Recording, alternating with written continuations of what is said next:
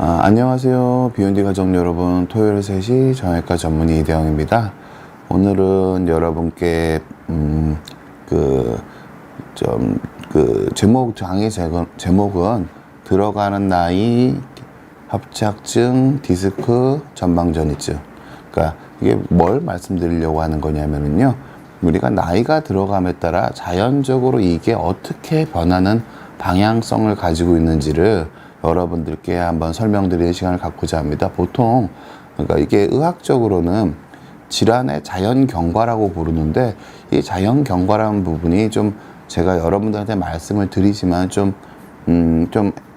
모호한 부분이 많습니다. 그러니까 현대의학이 발전하지만 이 통계나 그런 기법들이 100% 다 커버를 하고 있는 게 아니기 때문에, 다 모든 걸 다 설명해 주고 있는 건 아니기 때문에 이런 것들에 대해서 얘기 들으실 기회가 별로 없으실 것 같고, 저도 근데 이거를 전체적인 인상이나 흐름으로 말씀을 드리는 거지, 이게 뭐 단정적으로 어떤 사실을 말씀드린다고 받아들이시기보다는 그냥 연세가 드시고 협착증이 많이 지는 환자를 제가 비교적 조금 많이 보는 편이니까 한 임상가로서 의사가 갖는 인상을 여러분들께 설명드리는 시간이라고 이해해 주셨으면 좋겠고, 이 질환의 자연 경과를 잘 이해하고 여러분께서 여러분 신체를 관리하시는 게 여러분께 도움이 될 것 같아서 제가 진료실에서는 거의 드릴 수 없는 종류의 설명이거든요. 네, 전체 그림을 설명하는 데 시간이 좀 걸리기 때문에 여러분들께서, 그러니까 협착증이라는 문제는 거의 누구나 피해갈 수 없는 문제거든요. 뭐 저도 나중에 협착이 있게 될 가능성이 매우 높고, 대부분의 어르신들, 대부분의 사람은 요새 고령화 시대가 되었기 때문에 대부분 협착은 우리가 안고 가야 하는 질환, 질병 그런 거라고 생각을 하셔야 됩니다. 그래서 협착증이 자연적으로 어떻게 변하는지, 그리고 디스크는 어떻게 변하고 전방전이는 어떻게 변하는지 여러분께 이해시켜드리는 시간을 갖고자 합니다. 여러분들 오늘도 그러니까 비욘디에 제가 강의를 되게 많이, 그림 자료 같은 걸 가지고 강의를 되게 많이 했었으니까 혹시 자료 같은 거는 찾아보신 것도 좋을 것 같고, 여러분들이랑 좀 더 편하게 여러분들이 좀 이해를 돕는 시간을 전 갖고자 합니다. 그러니까 우리가 나이가 들어가면은 여러분 언제나 질문 주셔서 좋고요. 질문 주시면은 제가 성의껏 답변하도록 하겠습니다. 우리가 나이가 들면 협착증은 어떻게 되는 걸까요? 이게 첫 번째 가장 궁금한 겁니다. 그러니까 보통은 일반적으로 환자분들은 아파서 병원에 오고 뭔가 힘들어서 병원에 오기 때문에 아프거나 힘들 때 빼고는 생각을 하지 않습니다. 그런데 실질적으로 의사는 아프고 힘든 환자를 보지만 이분이 전체적으로 어떤 흐름으로 지내게 되실지에 대한 이해가 필요한 게 맞습니다. 그래서 여러분들한테 그 말씀을 드릴 텐데요.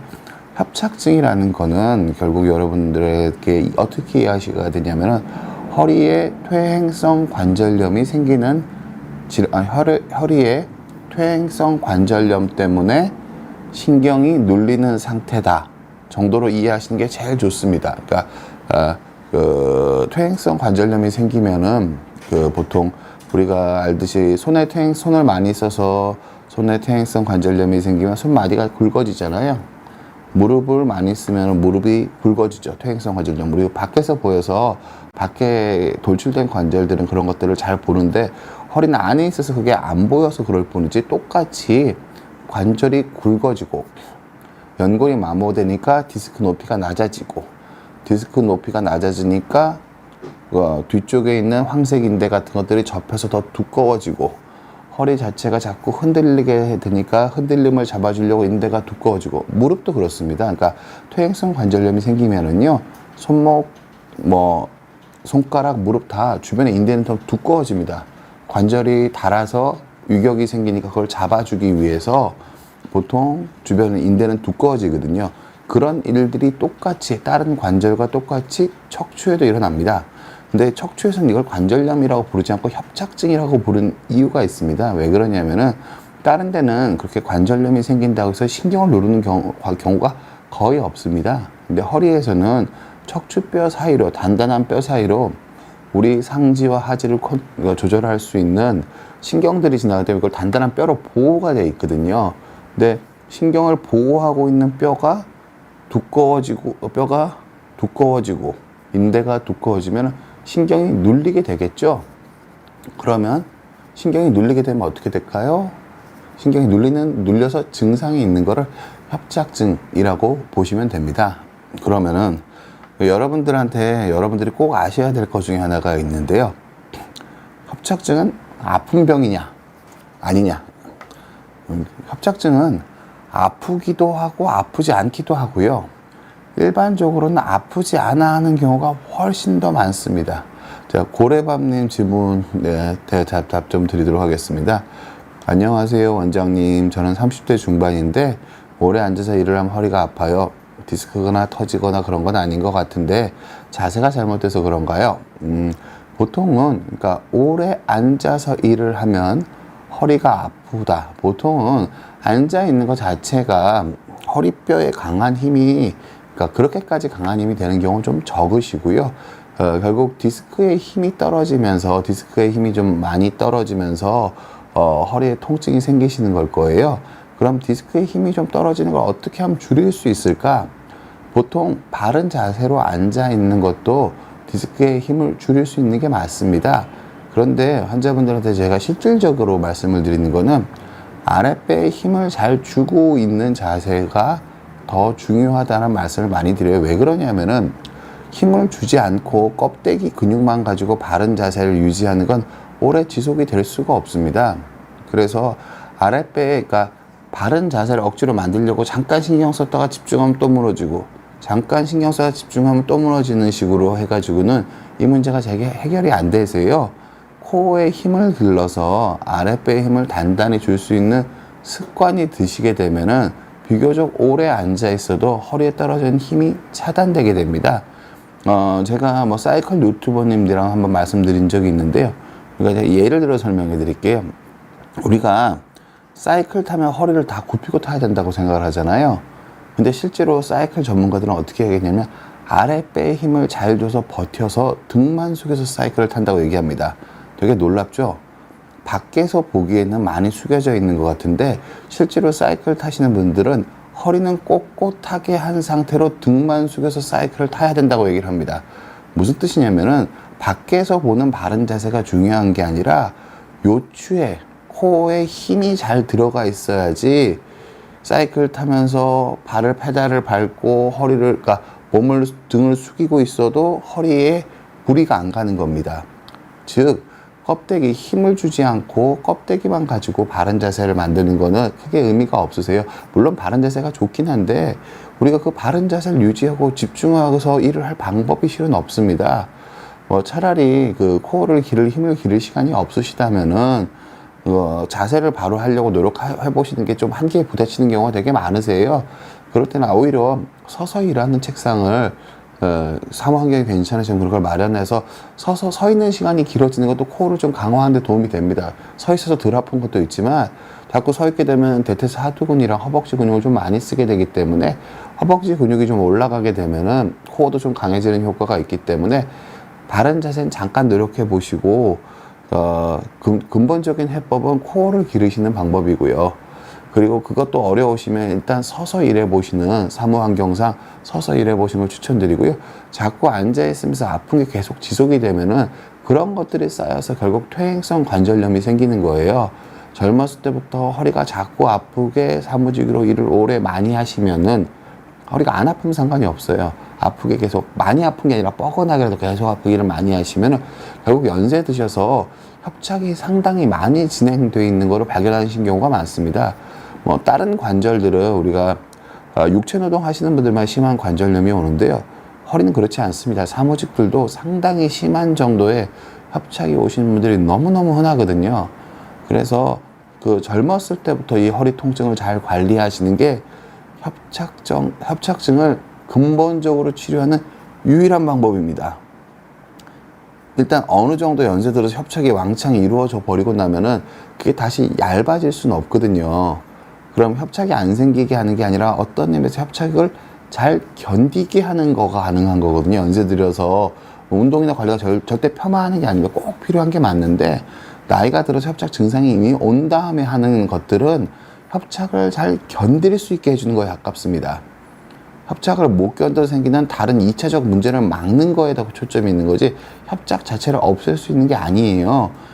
그렇기 때문에 환자분처럼 30대에 앉아있을 때 허리가 아프시거나 그런 분들은 허리를 안 아프게 하려면 내가 어떻게 해야 될지 코어 강화라든지 뭐 그런 것들을 좀 신경 써서 하실 필요가 있고요. 제가 코어 강화에서 꼭 말씀드리고 싶은 건 제가 맨날 반복적으로 말씀드리는 거지만 일반적인 코어 강화 운동은 코어만 강화되는 게 아닌 경우가 되게 많습니다. 무슨 때문에 실질적으로 코어가 강화되려면 뭐 어떤 게 필요하냐면요. 운동 능력, 그러니까 스포츠를 잘할 수 있는 능력이 코어가 아니라 실질적으로 허리를 보호할 수 있는 코어 능력은 다른 데는 다 힘이 빠지고 아랫배에만 힘을 줄 수 있어야 됩니다. 근데 환자분들이 코어 단련 해보면 이게 되게 어려운 게 다른 데 힘을 빼는 게 안 되는 거거든요. 그래서 다른 데는 힘을 빼고 아랫배에만 힘을 줄 수 있어야지 아까 제가 사이클을 예를 들어 드린 것처럼 아랫배는 허리는 꼿꼿하게 해서 등만 숙여지는 게 가능합니다. 아랫배랑 윗배랑 같이 힘을 줘버리면은 등만 숙여지지 않고 허리까지 같이 꺾여버리세요. 그래서 위에랑 그러니까 아랫배에만 힘을 주고 다른 데 힘을 잘 풀 수 있는 능력을 갖는 게 코어를 강화하는 그러니까 실질적인 의미의 코어 강화라고 보시면 되고 제가 뭐 코어 강화에서 제가 따로 설명드린 영상들이 많으니까 한번 참고해 보셨으면 하고요. 하인님이 질문 주셨네요. 죄송합니다. 1년 6개월 전에 4, 5번 디스크 제거하고 천추 협착으로 살짝 같이 수술을 받았습니다. 그런데 아직까지 엉덩이 결리고 엉덩이 종아리 근육 떨림이 있습니다. 20분 이상 앉아 있는 거 힘들고 서 있는 거는 3, 4시간 가능합니다. 너무 힘듭니다. 그러니까 보통 환자분들은 제가 말씀드린 수술하신 분들한테는 되게 어려운 부분인 걸 알고 제가 이걸 환자분들 설명드리면은 환자분들이 언짢아 하시는 경우도 되게 많은데 내가 아픈 환자인데 그걸 어떻게 구별하느냐 생각하시는 경우도 많은데 이걸 구별하시는 게 관리 되게 중요해요. 제가 뭘 설명드리려고 하는 거냐면은요. 뼈가 아픈 거랑 움직일 때 더 아파지는 거랑 상관없이 지속적으로 아픈 거 이 세 가지를 구별하실 필요가 있습니다. 이게 왜 그런 거냐면은요. 여기 환자분 보시면은 20분 동안 앉아 있는 게 힘든 게 뼈가 아픈 경우도 있고요. 허리 자체에 힘이 가서 허리 자체에 퇴행성 관절염 허리가 아픈 경우가 있습니다. 그런 경우에는 보통은 벨트 라인보다 좁고 벨트 라인 선이나 벨트 라인 약간 위쪽이 아플 수도 있습니다. 그런 쪽이 좀 위쪽으로 엉덩이보다는 가운데 쪽 벨트 라인 정도가 아프시고 보통 우리가 이 20분 이상 앉아 있는 거 힘들 때 이 통증이 우리가 그 머리 감으려고 할 때 허리 쪽에서 머리 감을 때 아픈 거랑 양상이 비슷하시면은 이건 허리뼈가 아프신 거고요. 그게 아니고 환자분이 앉아 있는데 그러니까 환자분이 걸을 때 보면 협착증 있으신 분들은 대부분 걷다 보면은 엉덩이 쪽이 무겁고 땡기고 저린 증상이 생기세요. 근데 환자분께서 20분 이상 앉아있다 저린 증상, 다리 쪽으로 내려가거나 한쪽으로 치우치는 저린 증상이 심해지는 게 있다면은 그거는 그 협착증이, 그러니까 신경이 좀 눌려 있는 게 원래 수술한 부위에 남아있는 경우보다는 대부분의 경우는 뭐 추가적으로 다른 부위에 협착이 생기셨을 가능성을 생각해 보셔야 될 것 같고요. 환자분 같은 경우에는 뭐 연세가 되게 중요합니다. 그러니까 보통 제가 이따 말씀드리겠지만 디스크 같은 게 연세가 젊은 사람들한테는 이 디스크가 일반적으로 우리가 디스크에 대한 고전적인 설명, 디스크에 대한 설명은 대부분 다 젊은 사람 디스크 기준으로 설명하는 거예요. 수액이랑 바깥에 있는 섬유태 막이 있고 이게 뭐 수액이 바깥으로 나온다 그러는데 연세 드신 분들은 이미 퇴행이 진행해서 수액이 거의 되게 정상적인 젊은 사람의 수액이랑 매우 달라져 있는 경우가 너무너무 흔하기 때문에 젊은 사람 디스크처럼 이해하시면 안 되시거든요. 그래서 아마 환자분은 협착증을 치료하신 거일 가능성이 큰데 뭐 그런 것들을 조금 이해해 보시면 그런 것들 좀 구분하고 마지막으로 말씀드렸던 것 중에 남아있는 통증이 뭐가 있을 수 있냐면은요. 우리는 누구도 안 아파야겠지만 그러니까 어느 정도 이게 우리가 몸이 늙어버리고 한번 상해버리면 안 아플 수가 없습니다. 그럼 내가 이해하고 이건 어쩔 수 없는 통증은 받아들이시는 방향이 좋으신 거거든요. 그걸 받아들인 상태에서 운동해서 몸을 끌어올리셔야 되거든요. 근데 보통 협착증이 되게 되면 대부분 오랜 기간 동안 신경이 눌렸다가 신경이 이를테면 꼬집혔다가 꼬집은 걸 놓은 거거든요. 제가 뭐 자주 드리는 설명 중에 피부를 1분 꼬집었다 떼면 감각이 정상으로 돌아온 건 당연하지만 피부를 1년 정도 꼬집었다 떼면은 감각이 정상으로 안 돌아오는 게 오히려 더 당연한 겁니다. 정상으로 안 돌아오는 게. 그래서 이게 환자분께서 아침, 점심, 저녁 비슷하게 다리 쪽에 불편한 느낌이 있으시면은 그거는 원래 협착 치료 전부터 있었던 협착 수술 전에 있었던 감각신경 손상을 지금 느끼시는 거일 가능성이 있으셔서 이 부분은 걱정을 안 하셔도 되고요. 그리고 언제나 제일 중요한 거는 환자분께서 앉아있을 때를 말씀해 주셨고 서 있는 거 말씀해 주셨지만 제일 중요한 건 걸을 때입니다. 그리고 걸을 때 내가 어느 정도 걸으면 문제가 생기는지 그리고 내 전반적인 활동량이 어떤지가 훨씬 더 중요합니다. 앉아있을 때 아픈 것보다. 그래서 그런 것들을 좀 검토해 보셨으면 하고 다른 강의에 그런 것들이 왜 중요한지 좀 설명이 되어 있으니까 좀 참고해 보셨으면 합니다. 제가 아까 말씀드린 거 살짝 잊었는데 그러니까 연세가 드시면은 협착증이 어떻게 변하는지 조금 더 말씀을 드리도록 하겠습니다. 그러니까 젊은 사람들은 협착이라는 건 퇴행성 관절염이 척추뼈에 와서 관절이 두꺼워지고 인대가 두꺼워지는 건데 허리란 관절은 특별히 그 안에 신경이 지나가기 때문에 신경이 눌려서 증상이 생기는 걸 협착증이라고 한다고 말씀드렸잖아요. 근데 협착증이 꼭 아플까요? 라고 제가 질문 드렸어요. 협착증은 대부분의 경우 별로 안 아픕니다. 이게 무슨 뜻이냐면 두 가지 의미가 있어요. 보통 협착증을 신경이 눌리는 부위에 따라서 중심성 협착이 있고 신경이 가지치고 나가는 부분을 누르는 저희가 얘기할 때는 라테랄 리세스, 그러니까 전문 용어는 필요 없으니까요.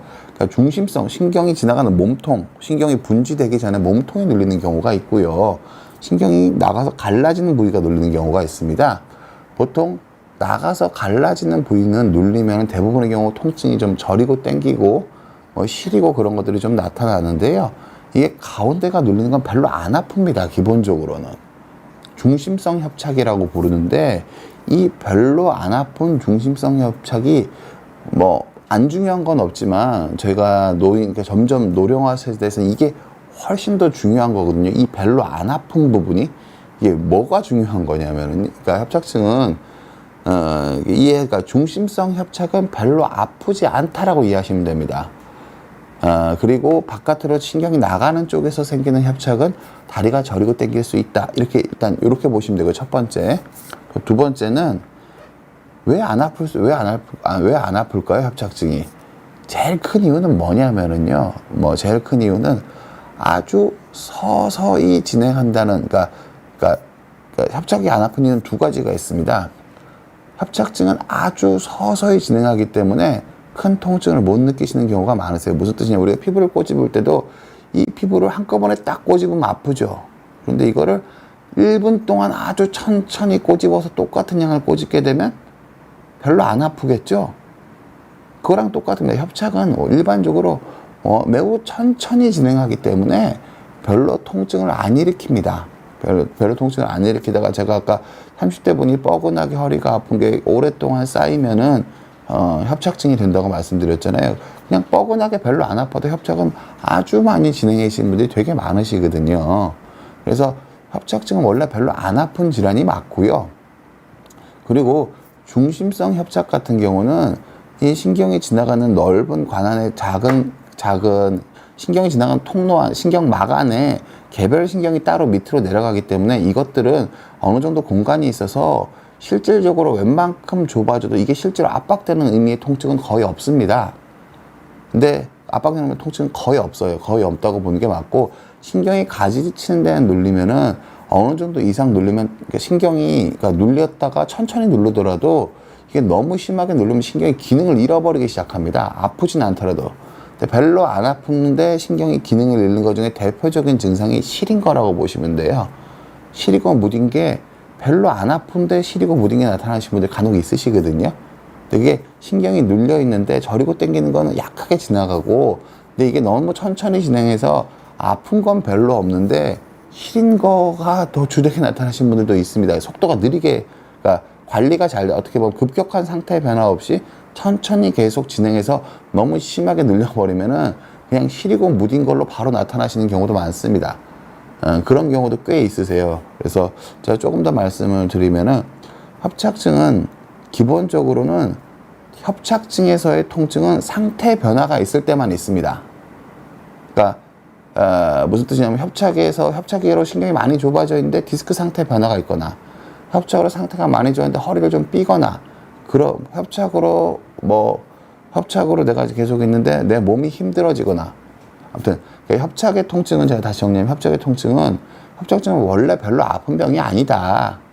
근데 협착의 통증은 언제 생기느냐? 상태 변화가 있을 때 생긴다. 그리고 중심성 협착은 특별히 거의 안 아프다. 그리고 신경이 가지치는 쪽의 협착은 통증은 이게 저리고 땡기고 무딘 쪽으로 그러니까 나타나고 어느 정도 이상 지나면 무디게 나타난다. 그렇게 보시면 되고요. 그리고 협착의 증상을 볼 때 여러분 그럼 협착은 도대체 안 아픈데 왜 치료를 하느냐? 협착은 아프기도 하지만 안 아픈 경우도 되게 많다고 그랬잖아요. 근데 안 아픈 별로 많이 아프지 않은 협착도 꼭 치료해야 되는 경우가 더 많습니다. 저는 아픈 사람한테는 저는 수술적 치료를 주로 하는 사람이거든요. 많이 아픈 사람한테는 수술하라고 별로 얘기 안 합니다. 추세를 잘 봐서 치료를 하라고 말씀을 드리지. 근데 왜 안 아픈데 수술을 왜 해야 되느냐? 그러니까 그거는 아까 말씀드린 그러니까 중심성 협착이랑 좀 더 관련이 있습니다. 무슨 뜻이냐면은 그러니까 연세가 드시면은 몸이 기운이 떨어지시면은 중심성 협착을 잘 못 견디세요. 이게 못 견디는 게 어떻게 나타나시냐면은요. 이게 허리를 숙이고 있을 때는 척추관이 넓어져서 신경이 좀 덜 눌리는데 허리를 피면은 신경이 눌리게 되거든요. 그럼 이제 허리를 못 피세요. 자꾸 허리가 점점 더 구부정해지고 보행 속도가 점점 느려지세요. 그럼 이게 결국은 그러니까 허리를 그때 이런 분들도 대부분 허리를 폈을 때 뭔가 뻐근하거나 뭔가 무거운 느낌뿐이지 그렇게 많이 아프다고 안 하세요. 그래서 자기도 모르게 자세가 그냥 나빠지시는 거거든요. 이런 경우가 훨씬 더 많으세요. 엉덩이에 막 저리고 당겨서 절절 매면서 허리를 못 펴시는 분보다 저절로 서서히 허리가 점점 더 굽어지는 분이 별로 통증 없이 굽어지는 분들이 훨씬 더 많으세요. 근데 이런 분들은 대부분 수술적 치료가 필요합니다. 무슨 뜻이냐면은 허리를 피는 것만으로도 신경이 눌리기 때문에 자꾸 허리를 숙이게 되고 그리고 허리를 숙이니까 걷는 게 비효율적으로 바뀌니까 활동량이 줄어드니까 몸에 힘이 더 없어지니까 허리는 협착을 더 못 버텨서 허리는 더 숙여지고 이게 협착의 자연 경과거든요. 중심성 협착의 자연 경과입니다. 근데 이 중심성 협착이 그 환자분들이 간혹 병원 가서 듣는 설명 중에서 좀 완고하신 선생님들은 이런 말도 합니다. 똥오줌 못 가릴 때까지 참아라. 근데 협착증에서 똥오줌 못 가는 경우는 실은 없습니다. 그러니까 거의 없습니다. 아주 드뭅니다. 그러니까 디스크가 터지면 심하게 한꺼번에 터지면 똥오줌을 못 가릴 수가 있는데요. 협착증 자체에서 협착증이 심해지면 못 걷고 안진뱅이가 되면 되지 똥오줌을 못 가리는 경우는 거의 없습니다. 그리고 또 한 가지 숨어있는 말은 똥오줌을 못 가리게 되면은 수술해도 똥오줌 가리게 되지 않습니다. 기본적으로는. 그래서 협착을 그러니까 그런 식으로 아주 완고한 선생님들께서 수술을 좀 더 신중하게 하라는 뜻으로 말씀을 드리는 거지 그걸 섭섭하게 생각하실 필요는 없지 않나 그렇게 말씀드리고요. 아무튼 중심성 협착에서 조금 더 말씀을 드리면은 그런 식으로 척추 신경이 내려온 가운데 관이 좁아지면은 많이 아픈 게 아니라 양쪽 엉덩이가 비슷하게 무거워지면서 허리를 잘 못 펴고 보행 속도가 느려지고 활동량이 줄어들게 됩니다. 통증은 크지 않으세요, 대부분.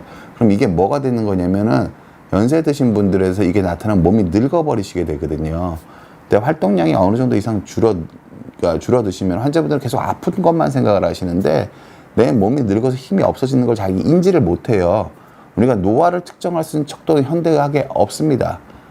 그냥 근감소를 진단은 있는 거지 노화를 어떻게 기계적으로 우리가 측정할 방법이 없거든요.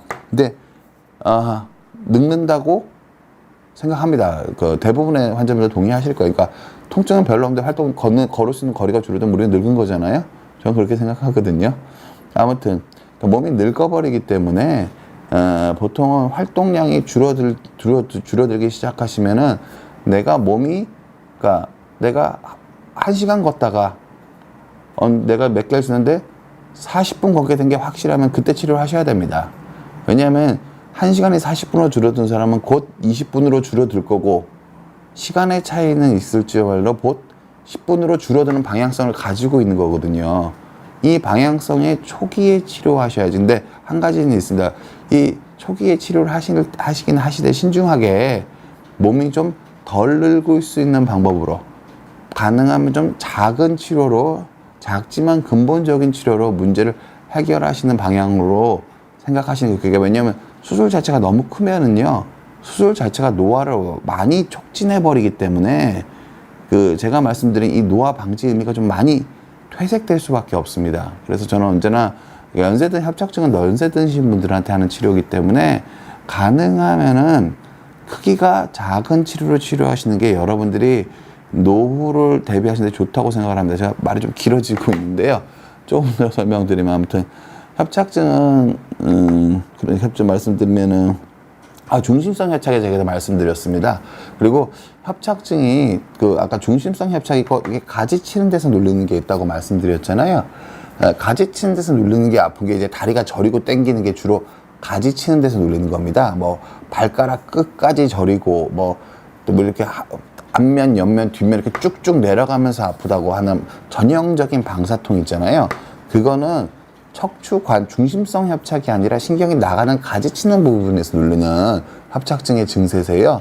근데 일단은 그게 디스크처럼 급격하게 눌리는 게 아닌 경우에는 완전한 형태의 마비가 오는 경우는 거의 없습니다. 근데 되게 순하게 아주 천천히 떨어지거든요. 힘이 약간씩 떨어지고 다리가 약간씩 가늘어집니다. 그래서 잘 모릅니다, 환자분들이. 근데 제가 환자분한테 드리고 싶은 말씀은, 힘도 떨어지는 추세가 있으시면은 어느 정도 힘이 좀 떨어지는 게, 내가 지금 견딜 수 있더라도 힘이 떨어지는 추세가 있으면은 그러니까 전문의랑 상담을 해서 적극적인 관리를 좀 생각해 보실 필요가 있습니다. 왜냐하면은 시간이 지나면 아프다가 덜 아파져요. 그러니까 여러분들이 안 아파지면 상태가 좋아진 거라고 생각하잖아요. 안 아파지면은 상태가 나빠지는 속도가 느려진 겁니다. 통증은 상태 변화의 기울기에 비례해요.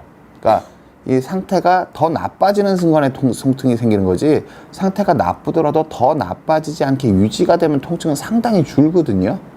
그래서 어찌됐든 안 아파진다고 낫는 게 아니에요. 근데 이거를 안 아파진, 통증이 좀 줄었는데 이게 내가 힘이 떨어지고 활동량이 줄어들어서 내 전체 노화를 촉진하고 있는 거면 안 아프더라도 근본적인 치료를 생각하셔야 되거든요. 그러니까 왜냐하면 수술 안 하는 게 목적이 아니라 오랫동안 우리가 신체적인 자유를 누리는 게 우리 건강관리에 되게 중요하잖아요.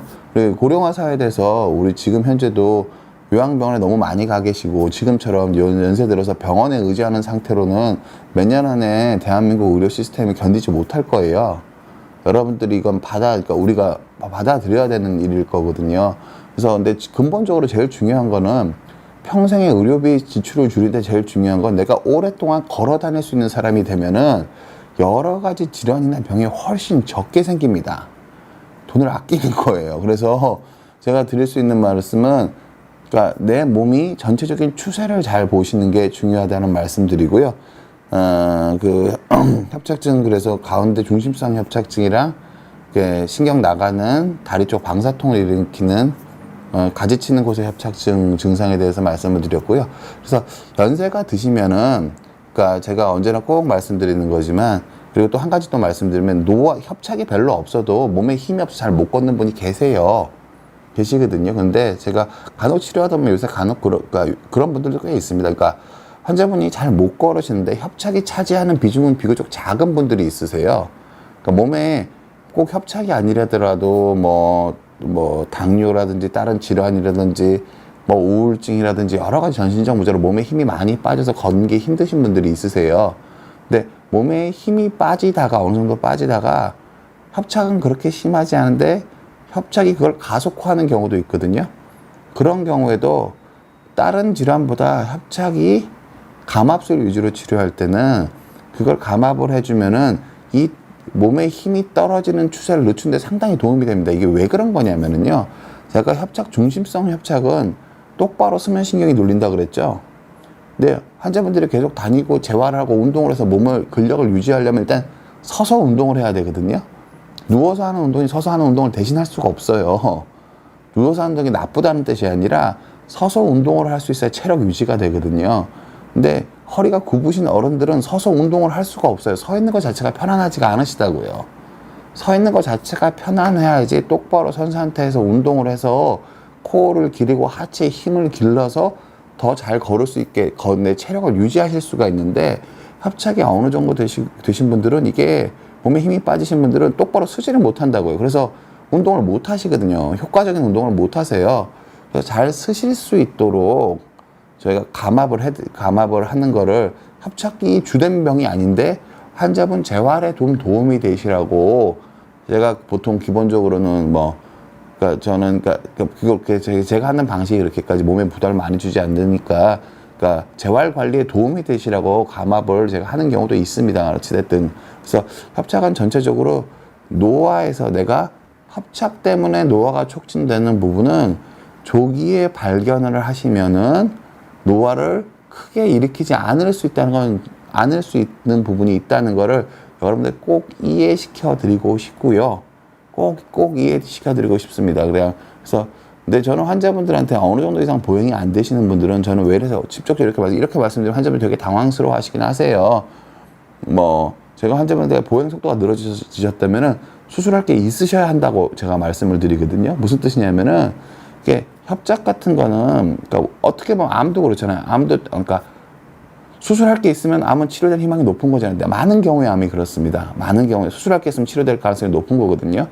근데 환자분이 보행이 좀 떨어지셨는데 협착증을 수술할 게 있으면 보행이 늘어날 가능성이 있는 겁니다. 근데 환자분이 활동량이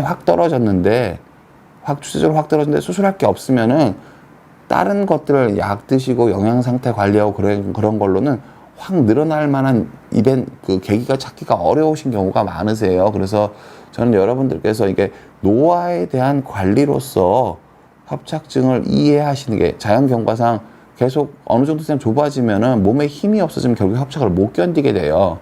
근데 내 몸에 힘이 없어져서 협착을 못 견디게 되는 상태 초기에 치료하시는 게 여러분들 협착을 관리하시는데 필요하지 않나라고 말씀드릴게요. 그러니까 협착증은 기본적으로는 무조건 진행을 하고요. 연세가 너무 높으시면은 협착의 진행 속도가 더 빨라지는 게 아니라 몸에 힘이 빠져서 협착을 못 견디게 됩니다.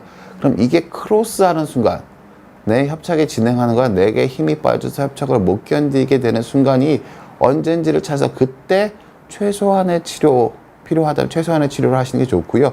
이 지점이 안 오게 하시려면 아까 앉아있는 것부터 30대, 40대, 50대부터 허리 안 아프게 하고 코어를 잘 기르는 운동 습관을 가지시는 게 근본적인 치료다. 협착증의 기본적인 자연경관 이렇다라고 여러분들한테 제가 말씀드리도록 할게요.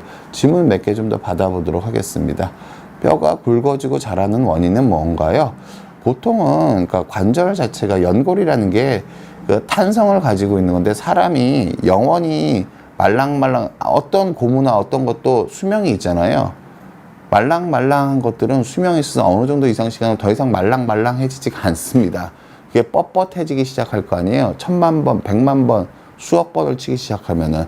그러면은 이게 탄성이 줄어들기 때문에, 탄성이 줄어들면서 충격 때문에 연골이 낮아지고 뼈가 좀 갈리고 높아지고, 그래서 결국 뼈가 굵어지고 자라는 원인은 그냥 노화라고 이해하시는 게 좋습니다. 노화라고 이해하는데, 많이 쓰면 노화가 촉진된다, 그 정도만 이해하시면 좋을 것 같고요. 40대 후반 실버텐님이 질문 주셨는데, 한쪽 협착증에 좋은 운동 추천드립니다. 그러니까 협착증에 좋은 운동은 그냥 코어를 강화하시는 거고, 협착이 너무 상태가 심하지 않으시면 일반적으로 40대 정도시면 제일 권할 수 있는 거는 걷는 속도로 달리는 게 가능만 하시다면은, 결코 제가 빠른 속도로 달리라는 게 아닙니다. 걷는 속도 정도로 달리는 거를 꾸준히 한두 달 수행해 내실 수 있으면은 협착의 증상은 대부분 결정적으로 호전되실 가능성이 큽니다. 근데 자세가 좋게 걷는 속도 정도로 달리는 거를 운동을 해보셨으면 하는 생각 듭니다. 코어 강화에는 달리기만 한 게 없습니다. 코어 강화에는. 예. 이승현님이 질문 주셨습니다. 엑스레이 찍으니 의사 선생님이 아래쪽 척추가 거의 붙어 있다고 통증이 없냐고 물어보시는데 저는 아무 증상이 없는데 어떻게 지내시면 되나요? 이런 경우 되게 많습니다. 그러니까 뼈가 여러분들이 엑스레이 보시면은 뼈가 막 주저앉아 있으면 되게 아플 것 같고 허리뼈가 이렇게 막 휘어 있으면 아플 것 같잖아요. 그 아픈 거랑 별로 관계 없습니다. 제가 아까 말씀드렸잖아요.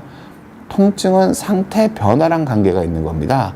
그래서 좀 휘어 있더라도 더 휘어 나가지만 않게 관리되면 안 아픈 게 맞고요. 허리뼈가 붙어 있더라도 더 추가적인 파괴만 안 일어나면은 안 아픈 게 당연한 겁니다. 그리고 신경이 눌리는 통증은 생활 습관으로 관리가 힘든데요. 뼈가 아픈 통증은 거의 모든 경우 생활 습관으로 어느 정도 조절이 됩니다. 그러니까 제가 보통 유압을 할 때는 전 유압을 잘 안 하는 편이긴 한데 제가 보통 저는 그러니까 허리뼈 자체가 아프면 저도 유압을 하거든요. 근데 70대, 80대 넘어가시면 허리뼈 아픈 부분이 오히려 적어집니다. 왜냐하면은 허리가 아플 만큼 허리를 못 쓰세요. 연세가 드시면. 근데 허리가 별로 안 아픈데 엑스레이상 어긋나 있다고 유압을 하거나 허리가 별로 안 아픈데 뼈가 틀어져 있다고 나사못을 박는 치료는 저는 그러니까 제 개인적인 생각을 전제로 저는 그건 지양대 그런 치료는 좀 줄어드는 게 맞지 않나 생각을 합니다. 왜냐하면 허리뼈 자체가 안 아픈데 이 허리뼈의 틀림이나 어긋남을 고정하기 위해서 몸의 노화가 엄청나게 촉진돼 버릴 수 있는 치료를 한다는 건 수술 자체가 몸에 부담이 많이 되거든요. 유압이 내시경으로 해도 내시경을 하는 감압보다 훨씬 부담이 많이 되세요. 그래서 허리뼈 자체가 아프지 않을 때 허리 유압하는 건 저는 별로 제 개인적인 의견입니다. 별로 권장드리고 싶지 않고요. 거의 붙어 있어도 안 아프신 경우는 너무 많으시니까 신경 안 쓰셔도 되고요. 단지 그냥 코어 강화하는 습관 들이시려고 그냥 하시면 됩니다. 그런 분들 되게 많습니다.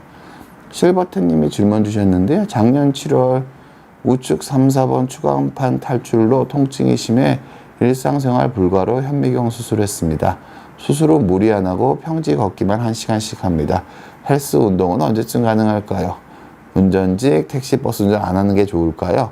그러니까 뭐 환자분, 그러니까 연세를 잘 몰라 제가 뭐라고 말씀드리긴 좀 그렇긴 한데, 그러니까 이게 상태에 따라 다른데 그러니까 환자분들한테 그냥 말씀드린 건 언제나 재활을 어느 정도 한다는 걸 전제로 그냥 현미경 특별한 경우가 아니면은 뭐 버스 운전, 택시 운전 다 하셔도 좋을 것 같고, 근데 헬스 운동은 허리를 다치지 않게 헬스 운동하기가 그렇게 쉽지가 않습니다. 왜냐하면은 보통 헬스에서 우리가 운동을 하고 느끼는 거는 근육의 당김을 느끼려고 운동을 하는 거거든요. 근데 코어가 그러니까 좋은 트레이너분이랑 수술을 하셨고 연세가 좀 있으실 가능성이 크니까 저는 혼자 운동하시는 건 별로 추천 못 드리고 헬스를 꼭 하고 싶으시다면은 괜찮은 트레이너, 연세 많으신 분들을 헬스를 좀 많이 해보신, 지도를 많이 해보신 그 트레이너 분이랑 같이 운동을 해서 내가 안정적으로 운동을 할 수 있는 틀을 만든 다음에 혼자 운동하셔야지 일반적인 환자분들이 가지고 계신 몸의 감으로 헬스를 혼자 하시는 건 되게 위험해서 저는 권하고 싶지 않고요. 운전직 같은 경우는 뭐 재활 좀 하시면서 코어 좀 강화하시면서 하셔도 괜찮을 것 같습니다. 일단 제가 시간이 거의 다 돼가서 제가 원래 말씀드린 디스크에 대해서 좀 말씀을 드리도록 하겠습니다. 나이가 들면 디스크는 어떻게 되느냐? 연세가 젊었을 때 수액이 말랑말랑하고 그런 건 아주 젊었을 때 얘기입니다. 보통 우리가 허리가 아파진 건 60대, 70대 정도 되잖아요. 그럼 수액의 수분 성분이 그대로 남아있는 사람이 거의 없습니다. 이미 그 탄성은 다 없어져 있어요. 왜냐하면 우리가 연세 들면 애기들은 피부 만지면 뽀송뽀송 하잖아요. 그게 수분이 많은 거잖아요. 근데 어른들, 노인들 피부 만지면 안 뽀송뽀송 하잖아요. 디스크도 당연히 안 뽀송뽀송 하겠죠. 그럼 젊은 사람 디스크랑 늙은 사람 디스크는 같지가 않습니다. 완전히. 그래서 젊은 사람 디스크는 터져 나와도 전체적으로 늘어나지가 않고 한 부분만 뽕 튀어나와서 뽕 튀어나온 부분만 평탄하게 되면 원래 모양이 되는데요. 연세 드신 분들의 디스크 중에 대부분은 이게 디스크가 늘어나는 겁니다. 쫙 전체적으로. 이 전체적으로 늘어난 디스크를 젊은 사람 디스크 이론으로 이해하시면 안 됩니다. 뭐 회복이 되거나 원래대로 돌아가지 않습니다. 그래서 늘어진 디스크는, 퇴행성 디스크는 협착증을 구성하는 요소로 봐야 된다. 디스크 자체가 늙으면은 수분 함량이 떨어지고 높이가 낮아지고 잘 늘어납니다. 전체적으로 늘어납니다. 전체적으로 디스크가 늘어나 있다고 해서 디스크가 돌출되어 있는 모양이라고 해서 디스크란 설명을 들으시고 젊은 사람들 디스크를 연구한 디스크에 관한 설명을 읽으시면 이게 안 맞아요. 젊은 사람에 대한 디스크는 젊은 사람들의 디스크로 대부분 디스크에 대한 그 의학적 자료나 연구나 그런 것들이 대부분 나와 있거든요. 근데 이게 늙은 사람의 디스크를 그럼 어느 시점부터 우리가 퇴행성 디스크로 볼 거냐, 늙은 사람의 디스크로 볼 것이냐에 대한 보편적인 의학적 합의 자체가 아예 없어요. 근데 의사들은, 개별적인 의사들은 젊은 사람 디스크랑 늙은 사람 디스크랑 다 다르다고 생각합니다.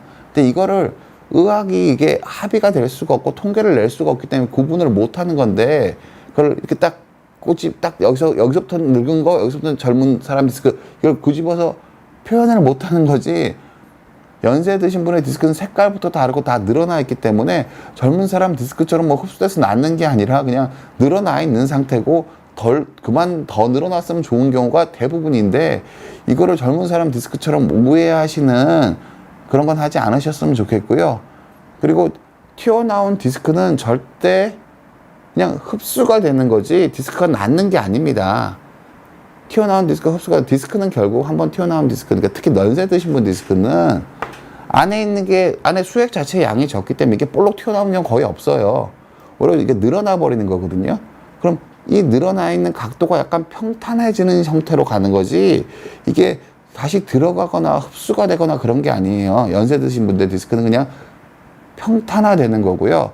협착증을 구성하는 요소로 봐야 되는 게 맞고, 의사가 디스크가 튀어나왔다고 해도 원래 그거를 의사들도 어떻게 협착증을 구성하는 요소로 따로 설명을 드렸는데 그걸 환자분한테 이해시켜드리기가 너무 힘듭니다. 그럼 디스크가 튀어나왔네, 그럼 디스크예요라고 답을 해야 되는데, 디스크는, 이런 식의 디스크는 젊은 사람 디스크랑 다르기 때문에 젊은 사람 디스크란 병으로 이해하시는 게 아니라 퇴행성 협착증을 구성하는 요소로서 이 디스크는 이해하셔야 되고, 이걸 줄어들길 바라는 거가 아니라, 낫는 게 아니라 그냥 더 늘어지지 않게 관리하시는 게 어르신 옳은 관리입니다라고 이거를 이해시켜 드리는 게 외래에서 거의 불가능합니다. 아무튼 이 방송을 보시는 분들은 그러니까 늘어진 디스크, 전체적으로 늘어져서 어디가 튀어나온, 단면 영상을 봤을 때 어디가 튀어나온지 잘 모르는 디스크는, 그냥 동그랗게 생긴 디스크는 퇴행성 디스크이기 때문에 이게 젊은 사람 디스크처럼 생각하시면 안 된다라고 말씀드리고요. 나이가 들면 디스크의 수분 함량이 떨어진 건 어쩔 수가 없습니다. 그건 늙는 거예요, 노화. 우리가 왜 늙어 죽냐고 안 물어보잖아요. 수액이 왜 탄성이 떨어지는지 의문을 가질 필요는 없습니다. 기본적으로 나이가 드는 거니까요. 그럼 그렇게 이해하시는 게 맞고요. 그래서 퇴행성 디스크는 그런 식으로 점점 더 좀 늘어지고 계속 늘어지고, 디스크가 완전히 다 사가버려서 뼈랑 닿을 정도가 되면 디스크가 없어지기도 하거든요. 근데 그 과정에서도 뼈랑 닿는 과정에서도 디스크가 안에서 삭으시는 분도 있고요, 바깥으로 튀어나오면서 삭으시는 분들도 있으세요. 되게 상황마다 다 다르기 때문에 그런 부분들은 디스크를 너무 단순하게 젊은 사람 디스크 기준으로 모든 디스크를 이해하시는 거는 여러분들이 치료나 자기 관련 좀 오해를 부를 수가 있다는 말씀 좀 드리고 싶고요. 제가 일단 주제는 좀 더 말씀드려야 돼서 전방 전이증에 대해서 제가 말씀드리겠습니다. 여러분들한테 꼭 말씀드리고 싶은데, 뼈가 어긋나 있으면 뼈를 맞춰야 되나요? 맨날 말씀 많이 하시거든요. 그렇지 않습니다. 그러니까 제가 아까 말씀드렸죠. 더 어긋나지만 않으면은 통증은 없다고요. 그리고 근골격과 뼈 자체가 아픈 건 생활 습관으로 조절이 대부분 가능하다고 말씀을 드리잖아요. 무슨 뜻이냐면은 뼈가 아픈 건 즉시적으로 아픈 거예요. 내가 몇 킬로를 들면 아픈 게 반복적으로 나타나는데 그거를 들지 않고 그걸 안 드는 생활 습관으로 바꾸고 코를 단련하면은 그 뼈가 아프던 부분이 꾸들꾸들해지면서 다시 그런 힘이 가도 안 아픈 경우가 대부분이세요. 그리고 퇴행성, 그러니까 뼈가 어긋나서 아픈 게 아니라 환자분들이, 그러니까 뼈 자체가 아프신 분들은 대부분 몸의 가운데, 그리고 벨트선이나 벨트선보다 좀 위가 아프셔야 되거든요. 보통 가장 흔한 전방전이 있는 곳인 4, 5번 척추는 벨트보다 위입니다, 무조건. 벨트보다 아래가 아프시면서 내가 전방전이로 4, 5번 전방전이로 4, 5번, 3, 4번, 2, 3번은 그거보다 훨씬 더 위거든요. 그래서 그런 분들은 대부분 전방전이 뼈가 어긋나서 아픈 게 아니라 신경이 눌려서 아픈 거예요. 그래서 전방전이 자체는, 그리고 나이가 든다고 별로 진행하지가 않아요. 퇴행성 전방전이는. 왜 퇴행성 전방전이가 어떻게 생기는 거냐면은요, 뼈 뒤쪽에 있는 후관절이 맞닿아 있거든요. 후관절에 허리를 많이 쓰니까 이 후관절이 퇴행성 변화로 닳아버리는 거예요. 이게 닿으니까 앞으로 좀 더 밀리는 거거든요. 근데 연세가 드시면 어떻게 되냐면은요, 허리를 쓸 힘이 없습니다. 허리를 그렇게 많이 못 쓰세요. 그래서 그러니까 협부결손형 전방전이는 좀 옆으로 이탈하거나 그런 경우가 좀 옆으로 이동하는 경우가 좀 생기는데, 보통 일반적으로 90%에 달하는 퇴행성 전방전은 이 이동을 안 합니다. 허리를 쓰는 양이 특별히 증가하지만 않으면은 잘 진행을 안 해요. 그래서 대부분의 경우 전방전이나 척추가 어긋난 것 때문에 저는 개인적으로, 이건 저는 개인적인 경험이고요. 저는 오히려 5, 60대에 허리를 많이 쓰시는 분들한테는 전방전이에 대해서 유압을 하는 경우가 간혹 있습니다. 허리 쓰는 양이 많으니까 허리 자체를 아파하시는 경우가 꽤 있거든요. 근데 오히려 연세가 드신 분들은 허리가 아플 만큼 허리를 못 쓰세요. 그래서 뼈가 제 외래를 보다 보면 60대, 70대, 80대 환자분들 보시다 보면은 기묘하게, 그러니까 똑바로 내려오는 척추가 없어요. 다 어긋나 있고 다 틀려 있고 다 휘어 계세요. 그런데 허리 아프시다고 하는 건 극소수입니다. 그래서 내 뼈가 어긋났다고 해서 나사못을 박아야 되는 것도 아니고요. 그리고 퇴행성 전방전이가 나이가 들었는데 점점 더 진행하는 경우도 거의 없습니다. 왜냐하면 허리를 써서 후관절이 갈려야 어긋나는데 후관절을 갈 만큼 허리를 못 쓴다고요. 몸에 힘이 떨어지셔서 활동을 그리고 젊었을 때 노동하시는 분들, 연세 든 노동을 안 하시니까.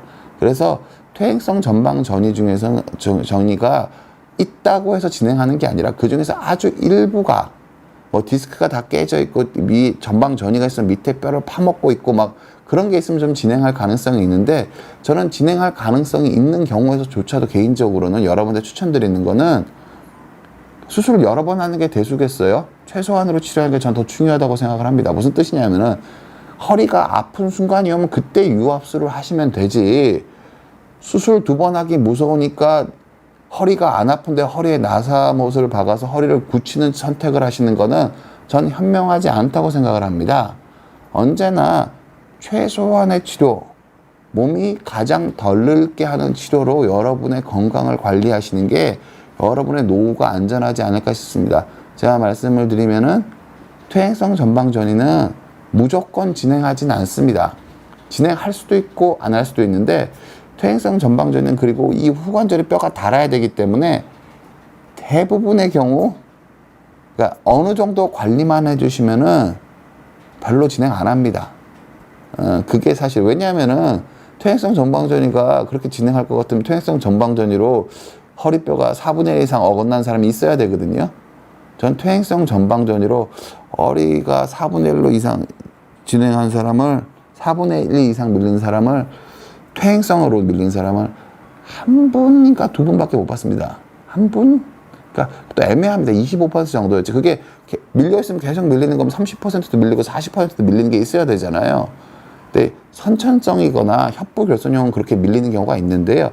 퇴행성 전방전이는 구조적으로 후관절이 버티고 있기 때문에 그렇게까지 많이 밀린 경우는 생기지가 않습니다. 그래서 전방전이가 있다고 해서 나사못을 박아야 된다고 생각하실 필요는 없다. 그리고 최소한 양보해서 허리뼈가 아플 때까지 참았다가 유압은 하시고, 신경 눌리는 것 때문에 문제가 되지만 신경만 안 눌리게 감압하는 방식을 먼저 선택해 보시는 게 유리하지 않은 게 제 개인적인 의견입니다. 의사 선생님들 중에서는 이걸 한꺼번에 유압으로 치료하는 게 더 좋다라고 생각하시는 분들도 없지 않은 걸로 저는 알고 있는데, 제 말만 맞다는 게 아니라 저는 이런 의견을 가지고 있고, 여러분들이 환자로서 그런 선택은 하실 만한 자유는 저는 있어야 된다고 저는 생각을 하고 있습니다. 자, 남은 시간 PD님이 조금 허락하시는 만큼까지는 조금만 질문에 대답하도록 하겠습니다. 과학인의 일상님께서 질문 주셨습니다. 저는 175에 55cm 40대 중반 남자분이시고 퇴행성 3기여서 무릎이 아파서 걷기 힘듭니다. 관절경을 2번 하고 먼걸판이 많이 절대되어 있습니다. 하루 3km 대충 걷고 있습니다. 당뇨나 고지혈증이 있는 건 아니지만 안 걸으면은 올 것 같아서 억지로 걷습니다. 소염제, 진통 부작용도 있지만 먹을 수밖에 없는 상황인가요? 걷는데 지장 있는 사람들은 달고나 혈관 막힘을 위해 육식을 일반인처럼 먹어도 될까요? 좀 질문이 좀 광범위해서 그렇긴 한데요. 진통 소염제는 많이 아플 때만 드시는 게 좋고요. 많이 아프지 않을 때는 생활 습관으로 관리하시는 게 좋습니다. 그러니까 억지로 3km를 걷기 위해서 진통제를 먹고 걸으시는 건 별로 장기적으로 현명한 방법은 아닙니다. 그러면은 뭐 2km를 빨리 걷든지 그게 더 효과 있을 수가 있습니다. 오히려 그 심박수를 높이는 게 운동 시간을 짧게 하면서도 그 운동 효과를 더 낼 수가 있고요. 어차피 걷는 양이 많아지는 것보다, 그러니까 자세가 괜찮으면은 2km를 빨리 걷는다고 해서 2km를 빨리 걷는다 무릎에 오히려 압력은 더 줄어드는 경우가 많습니다. 그래서 진통제를 먹고 걸으시는 건 별로 좋은 것 같지 않고요. 걷는데 지장 있는 사람들은 당뇨나 혈관막힘 예방을 위해 육식을 일반인처럼 그러니까 당연히 육식은 하시는 게 좋습니다. 보통 그러니까 비만은 안 좋은 건데 어느 정도 육식하시는 게 전혀 해롭다고 저는 생각하지는 않고 있습니다. 예, 오늘 제가 말을 좀 요령 없게 해서 설명을 너무 길어서 여러분들 많은 질문 주셨는데 답변 못 드려서 너무 죄송한 것 같습니다. 다음 기회가 있으면 또 이런 식으로 여러분들에게 좀 편안하게 이해하는 걸 돕는 시간 가졌으면 합니다. 토요일 시청해주셔서 감사하고요. 예, 즐거운 행복한 주말 되셨으면 합니다. 감사합니다.